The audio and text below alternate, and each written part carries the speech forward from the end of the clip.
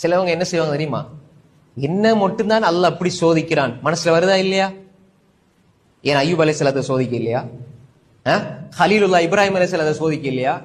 மூசா அலைஹிஸ்ஸலாத்தை சோதிக்க இல்லையா? முஹம்மது ஸல்லல்லாஹு அலைஹி வஸல்லம் சோதிக்க இல்லையா?